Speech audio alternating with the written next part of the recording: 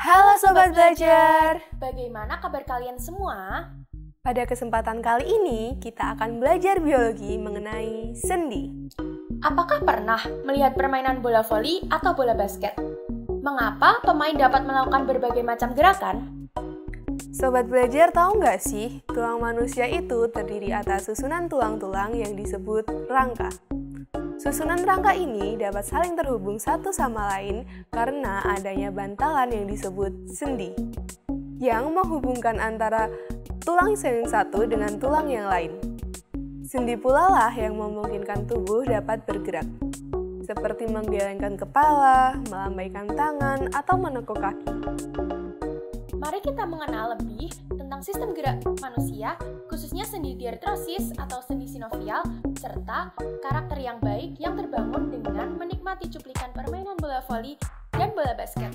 Setelah teman-teman menikmati, mencermati, serta menganalisis permainan bola voli dan bola basket, apakah permainan bola voli dan basket dapat membangun dan meningkatkan karakter baik? Saat melakukan permainan bola voli atau basket, tentunya ada beberapa karakter baik yang akan terbangun lebih baik. Yang pertama, ada disiplin. Seperti saat para pemain menempati posisi dalam permainan bola voli dan basket. Yang kedua, kerjasama serta kolaborasi. Pada saat para pemain voli harus menerima servis, mengumpan lanjut ke teman yang lain untuk smash. Yang ketiga, ada percaya diri. Saat melakukan setiap aktivitas saat pemain bola voli seperti teknik passing, servis, dan smash. Berikutnya, kita akan membahas apa sih pengertian sendi, jaringan apa saja yang menyusun sendi sinovial atau diartrosis atau sendi gerak. Hubungan antar tulang disebut persendian atau artikulasi. Sendi adalah titik penghubung fisik antara dua atau beberapa tulang sehingga tulang dapat digerakkan. Sendi yang menghasilkan pergerakan adalah sendi sinovial atau sendi diartrosis. Sendi diartrosis adalah suatu hubungan antar tulang yang dapat digerakkan dengan bebas. Sendi diartrosis diliputi selaput atau kapsula sinovial, dan di antaranya terdapat cairan sinovial. Berdasarkan sumbu yang ada dan arah geraknya dibedakan menjadi 6. Contoh sendi sinovial atau sendi diartrosis adalah sendi lutut dan gelang bahu. Bagian utama dari sendi lutut adalah tulang, ligamen, tendon, tulang rawan, dan kapsul sendi, yang semua terbuat dari kolagen. Kolagen merupakan jaringan fibrosa yang ada di seluruh tubuh. Tulang pembentuk sendi lutut terbentuk dari 3 buah tulang, yaitu tulang femur, tulang tibia, tulang fibula, dan tulang patella. Mari kita pelajari struktur dari sendi sinovial atau diartrosis atau gerak. Struktur dari sendi sinovial atau diartrosis atau sendi gerak ini contohnya pada sendi lutut dan sendi pada pangkal lengan. Meliputi 7 elemen. Yang pertama ada tulang rawan, jenis jaringan yang meliputi permukaan tulang pada sendi.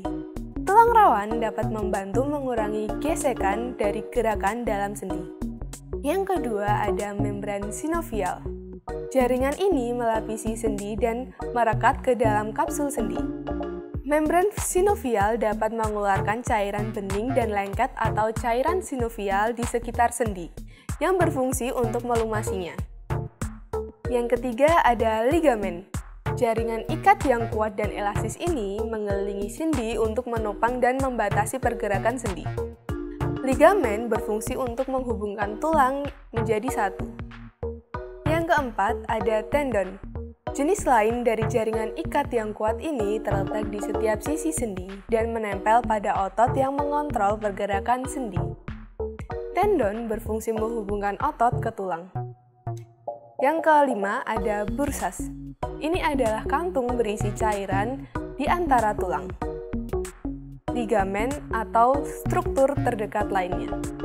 Ini membantu meredam gesekan pada sendi. Berikutnya, meniskus. Merupakan bagian melengkung dari tulang rawan di lutut dan persendian lainnya.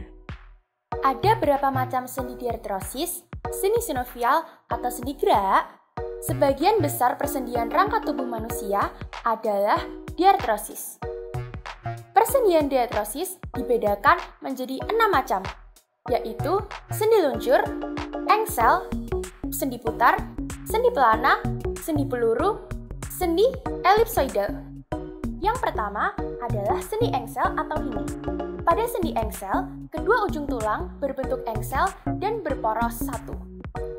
Sendi antara dua tulang atau lebih berfungsi seperti engsel pintu, tetapi bergerak dalam satu arah. Permukaan sendi engsel pada tulang pertama cekung, sedangkan permukaan sendi engsel kedua cembung. Permukaan cembung tepat dapat masuk pada permukaan cekung. Persendian ini memungkinkan gerakan hanya pada satu bidang datar, sehingga termasuk persendian satu sumbu atau monoaksial. Persendian ini menghasilkan gerak fleksi ekstensi seperti membuka menutup pintu. Contoh sendi ini adalah pada bagian persendian di siku tangan dan lutut pada kaki. Sendi yang terletak pada siku tangan berfungsi menyatukan tulang lengan atas dengan tulang lengan bawah agar dapat ditekuk dan digerakkan. Sendi yang terdapat pada lutut kaki yang menghubungkan tulang paha dengan tulang betis atau yang disebut lutut, salah satu fungsinya adalah agar kaki bisa ditekuk. Sendi yang berada di antara ruas-ruas jari tangan serta ruas-ruas jari kaki yang memungkinkan tangan kita untuk menggenggam sesuatu. Contohnya, yang pertama adalah saat serving atau servis pada permainan bola voli, saat lutut menekuk, siku menekuk, saat berjalan dan berlari. Yang kedua adalah pada tarian beksan lawung agung saat penari melipat kaki dan melipat siku. Sendi putar atau pivot. Ciri sendi putar atau sendi trokoid ditandai dengan satu tulang dapat berputar dalam cincin yang terbentuk dari kedua tulang. Pada sendi putar, permukaan tulang pertama membulat, meruncing, atau berbentuk kerucut bersendi dengan lekuk yang dangkal dari tulang lain. Sendi putar merupakan sendi yang pergerakannya timbul karena salah satu tulang menjadi poros bagi ujung tulang lainnya, sehingga memungkinkan adanya gerakan berputar dan termasuk persendian monoksial. Namun, tak seperti sendi peluru yang dapat berputar satu lingkaran penuh. Sendi putar tak sefleksibel itu. Contoh sendi putar ada pada sendi antara tulang ulna dan jari-jari yang memutar lengan bawah yang menghasilkan gerakan pronasi dan supinasi. Contoh lainnya adalah sendi antara tulang belakang pertama dan kedua di leher yang menghasilkan gerakan menggelengkan kepala, menengok ke kanan ke kiri, dan menunduk. Contoh yang bisa kita lihat dari kehidupan sehari-hari ada pada aktivitas permainan bola voli. Saat pemain melakukan servis atas, perhatikan video dan foto dari pemain yang menengok saat servis atas. Leher menengok ke kanan, ke kiri, menunduk, menggelengkan kepala juga pada pergelangan tangan.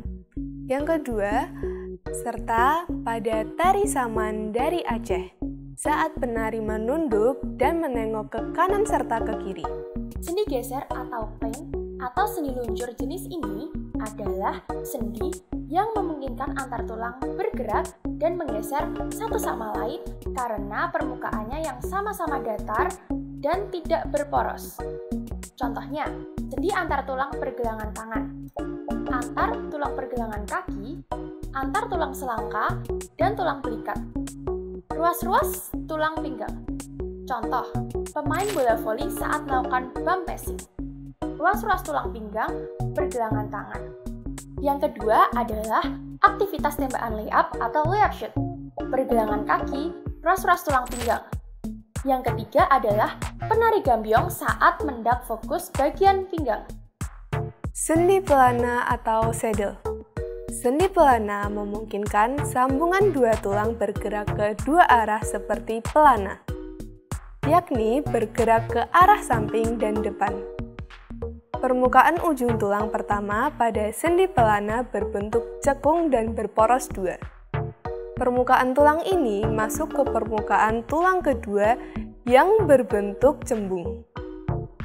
Persendian ini memungkinkan gerakan menyamping atau ke kanan dan ke kiri, dan gerak muka belakang sehingga termasuk persendian biaksial. Contoh dari sendi pelana adalah persendian antara tulang trapesium dan metakarpal dari ibu jari, berada di tulang pangkal ibu jari. Sendi yang menghubungkan tulang telapak tangan dengan tulang pangkal jempol tangan. Contoh aktivitas yang menggunakan sendi pelana adalah 1. Saat mengambil sesuatu, menulis, dan menggenggam. Serta saat pemain voli melakukan overhand passing, menggenggam bola voli. Dan saat penari gambyong melakukan gerakan yang menggerakkan ruas-ruas jari. Sendi peluru atau ball and socket, sendi ini dapat bergerak ke segala arah. Tulang pada sendi peluru berbentuk lingkaran seperti bola yang duduk atau menempel pada rongga tulang soket. Hal ini disebabkan oleh adanya pertemuan antara ujung tulang yang berbentuk seperti bola dengan ujung tulang yang lain yang cekung seperti mangkuk.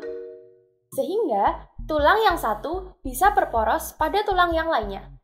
Bentuk ini memungkinkan gerakan bebas dan berporos tiga.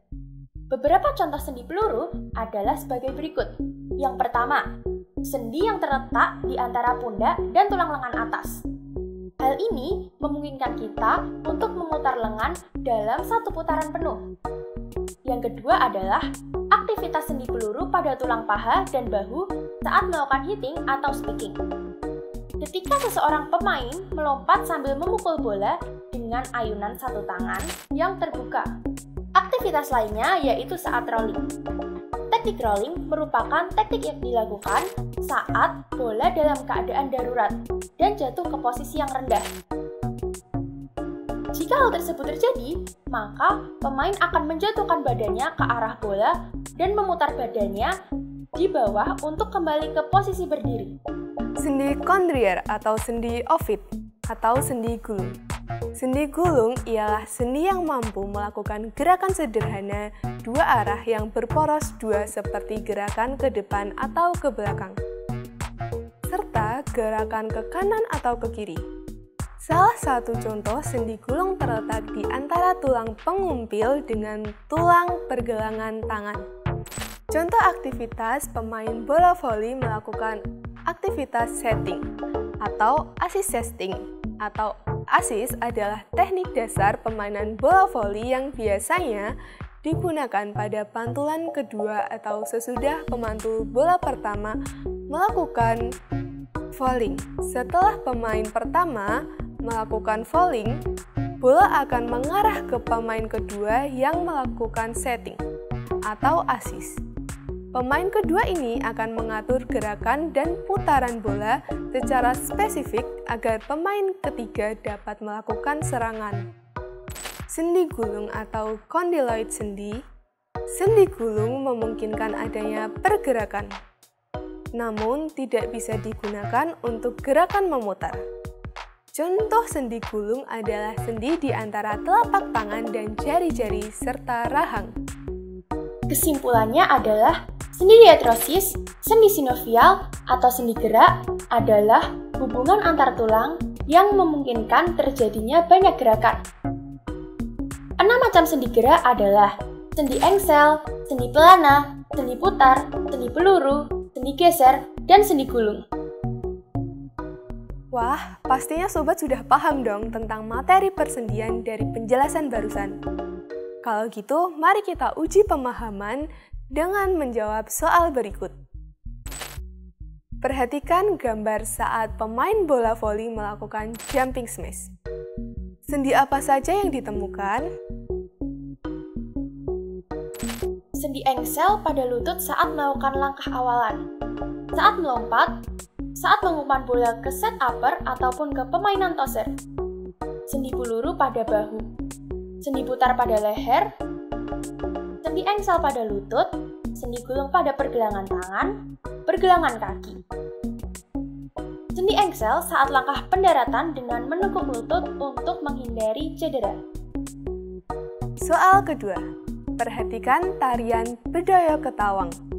Temukan sendi apa saja yang berperan dalam gerakan tersebut. Saat melakukan gerakan Bedoyo Ketawang, beberapa sendi yang berperan adalah: yang pertama, sendi putar saat menggerakkan kepala. Yang kedua, sendi engsel saat jari-jari tangan melakukan gerakan. Selanjutnya adalah sendi peluru saat pergerakan menggunakan bagian bahu. Yang keempat adalah sendi engsel saat meluruskan siku. Pasti sobat sudah lebih paham kan sekarang setelah tanya jawab barusan. Demikianlah pembelajaran biologi sendi sinovial. Semoga dapat meningkatkan karakter yang baik dan rasa syukur kepada Allah yang Maha Kuasa. Sampai bertemu lagi dalam pembahasan materi berikutnya. Terima kasih.